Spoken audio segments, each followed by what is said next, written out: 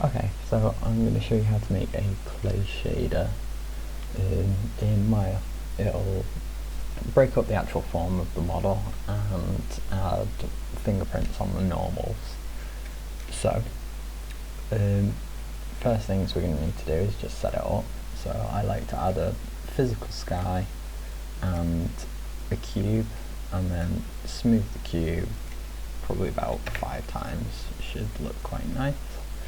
And for this to show properly, we'll need to be in the Arnold renderer, which will take a minute. So there we go. So we're going to want to open the Hypershade editor, and we have it here. So we're going to go to the Open PBR, right click and go to the Graph Network. So this is where we're going to do everything. So first thing we want is, if you hit tab, you can search. So we're going to search for a cell noise. The AI cell noise is what we want. For now I'm going to plug it into the base colour, but we're going to want, once we're finished, we're going to plug this into the displacement to change the shape of the outside. So at the moment it doesn't look like much, but so I'm going to change the scale to about 5. This you can do with as you want, and change the pattern to Wally 1, so we get this nice nice foreigner texture. And so what we're going to do is make the blacks around here, it's going to push that in and keep the whites pulled out, but at the moment there's a lot of contrast between the highs and the lows. So what this will end up with is pinpricks in the very valleys and big lines at the peaks, and we don't really want this. So back in the Hypershade editor, we can change the colour here to a different value. I find somewhere around 0,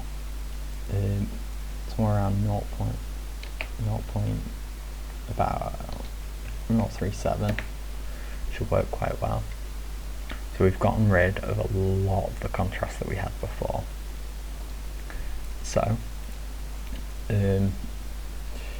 what we'll need next is a generic noise texture, so AI noise, and for this we'll give it a scale of about 7 on all axes, and I think that should be okay for that. What we're going to do with this is find a blend color node, and we're going to plug the AI noise into color 1 and the cell noise into color 2, and then plug the output into the output. If we set the blend here to about 0.168, I used for a style that I quite like.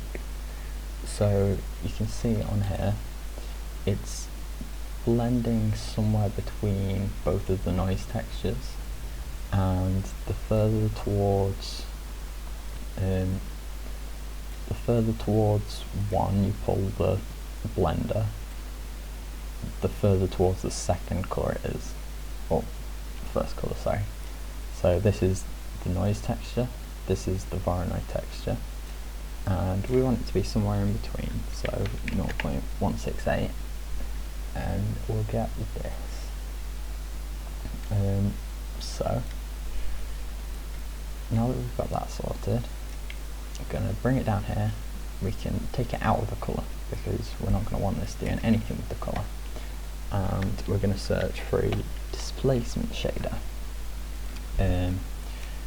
It'll come as its own thing, but we can get rid of the output here, and we'll plug the color output of the blend color node into the vector displacement.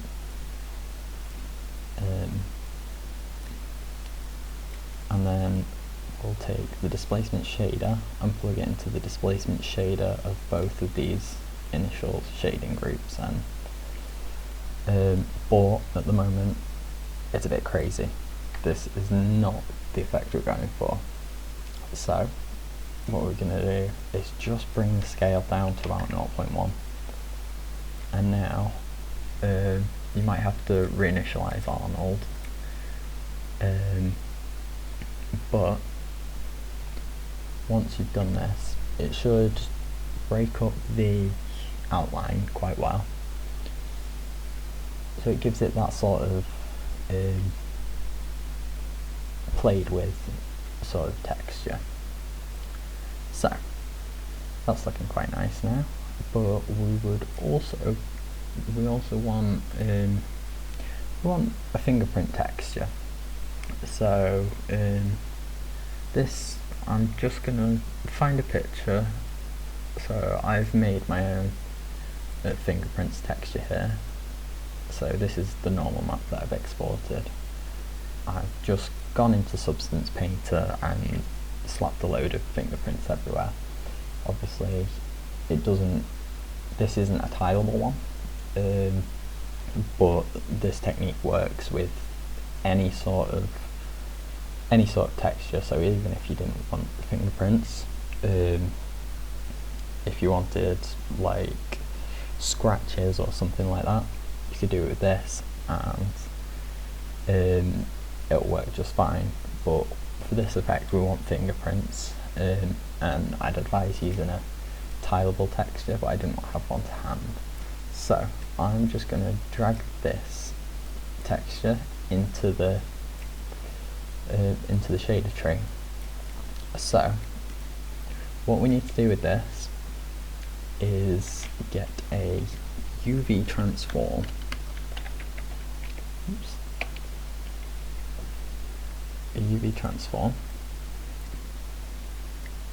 and we won't use this right now, so we should be able to just leave this all the same, but this is what we'll be using to animate the effect later on. And then from this we want to add, so we're getting a projection node, this one here, and we're going to plug this colour into here. For now, just so I can show you what I'm doing with the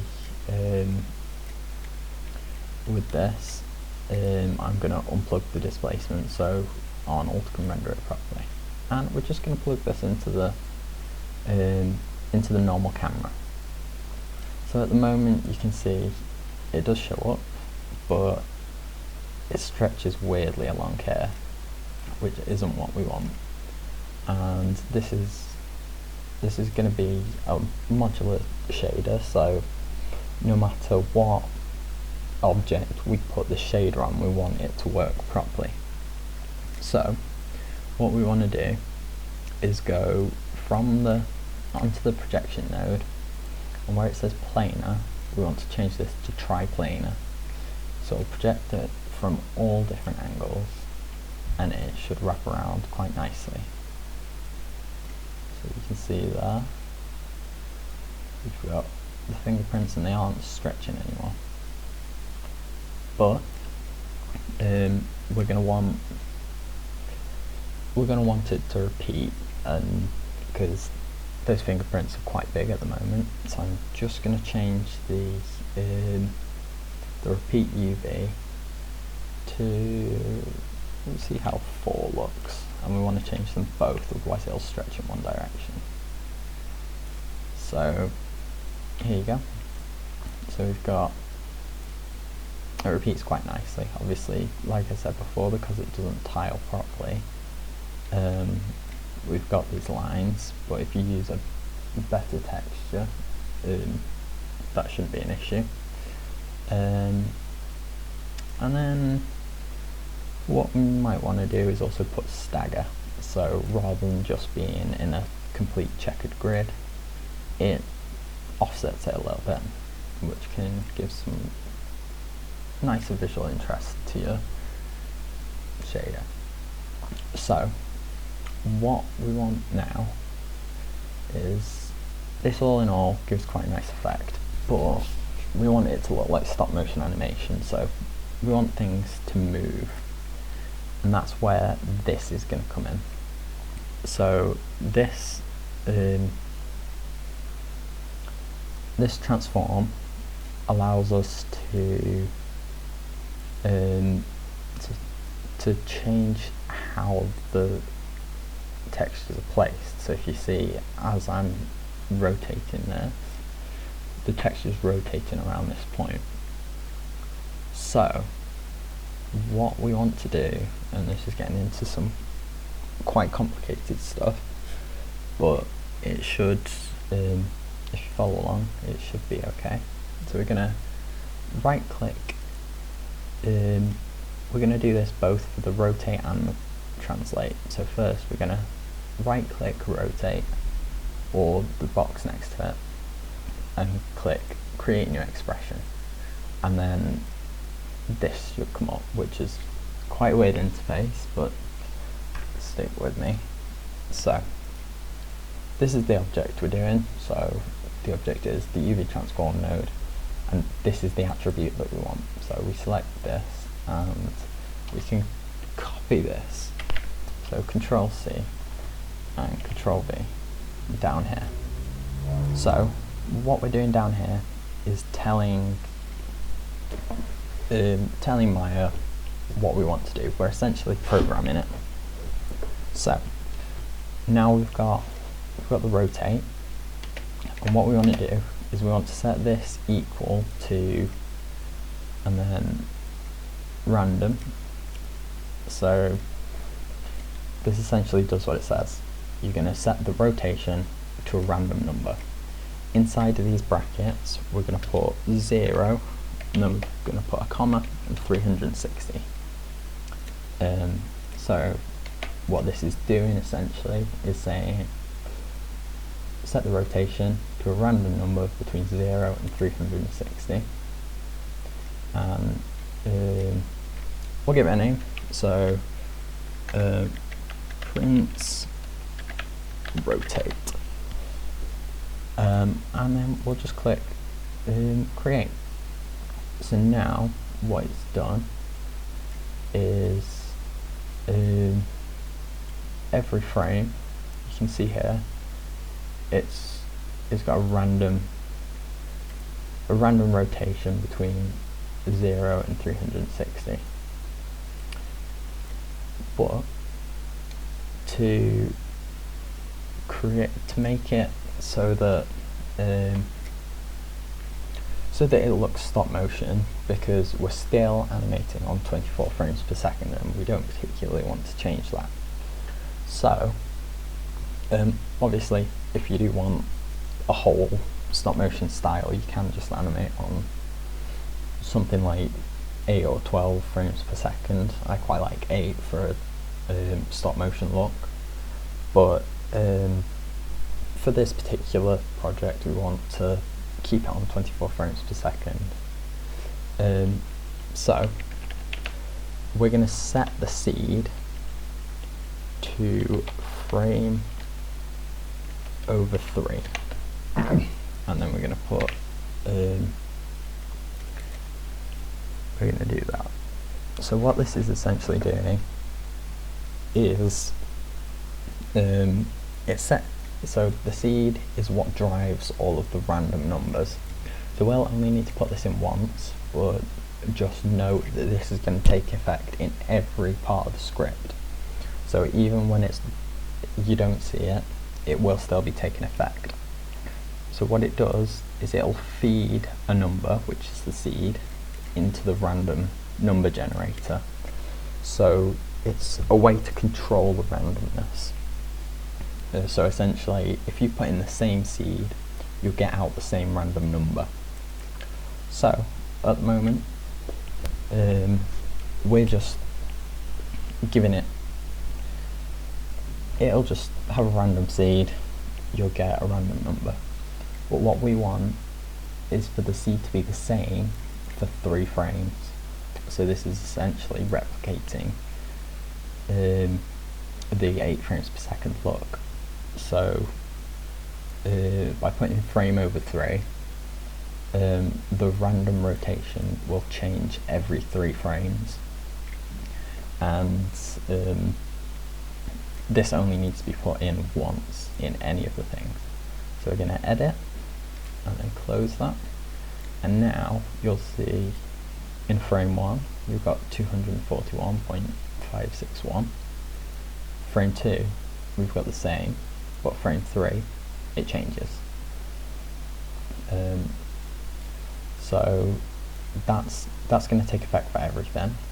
Okay, so now we're going to create a new expression. So let's right click and create new expression, and we're just going to copy this, the translate frame x, paste it down here and set it equal, and then random functions, random, and we want this to be between 0 and 1. Okay, so we're going to create a new expression, and that's just right click on the box and then create expression, and here we've got the transform. So we're going to copy that, and we're going to set that equal to a random number between 0 and 1. So the reason we use 0 and 1 here is because this is one instance of the picture. So the picture's tiled side by side, so by moving it 1, the picture next to it will take up the entire frame. So this just means it can be randomly placed anywhere within that. And we're going to name it, just so if we come back to it later we know which is which. And we'll just put prints trans, and then this is the x-axis, so prints trans x. And we'll just hit create, and then you see it's gone pink. So now now it'll randomly change with the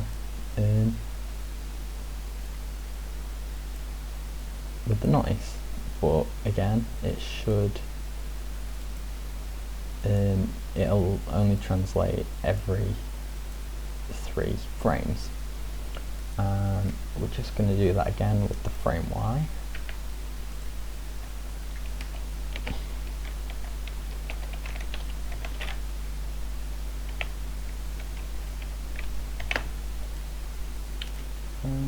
There you go.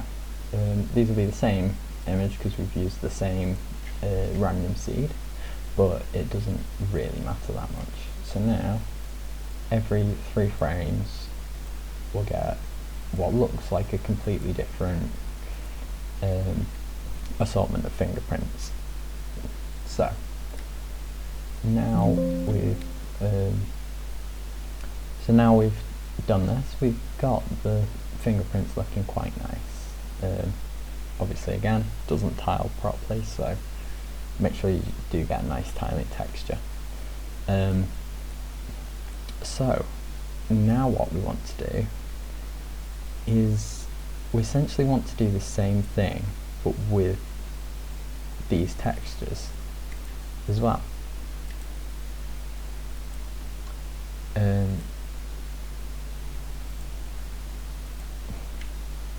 So yeah, this shouldn't be hard at all. It's again just a case of finding these, getting these AI noises and going into the offset and creating a script that tells it to pick a random number. For these I like to do between 0 and 100.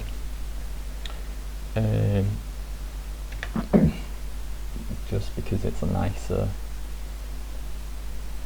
a larger thing, so we get a bit more variation in size, and we should just be able to copy this 3 times, because now this is a 3D noise texture. So we also want to randomize the Y, and we want to randomize the Z as well. And then we'll give it a name. So this is for the general noise, so I'll put noise trans, and then hit create, and again we've got that expression controlling there. And then we'll just do the same thing for the cell noise. I'll grab the cell noise X, Control V, equals random between 0 and 100, and then don't forget these semicolons, because otherwise your script won't run properly. And then we'll paste it 2 more times, and then hit Y and hit Z, and we'll call this cell trans, and we've got that. And the last thing we need to do now is put it into the displacement, and we'll reload Arnold, and you should have a nice looking clay effect, and you can still change all the details of the clay shader besides the displacement and normal maps. You can combine these, you can layer this normal map on top of a normal map if you've got baked detail on normal maps, but yeah, you can, if I want to go in here, and you can change the colour to maybe a more clay looking thing, and we can turn the roughness all the way down.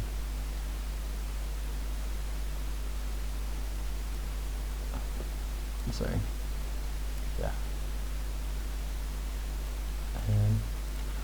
and then you've got a clay looking shader that changes every 3 frames, and obviously if you want it to look like it's animated on 12, you divide by 2. If you want it to look like it's animated on 4, you divide by 4. Or you can just change down here to 8 frames per second, and then you won't need to add that in the seed. But yeah, that is how you can make a nice looking clay shader in Maya.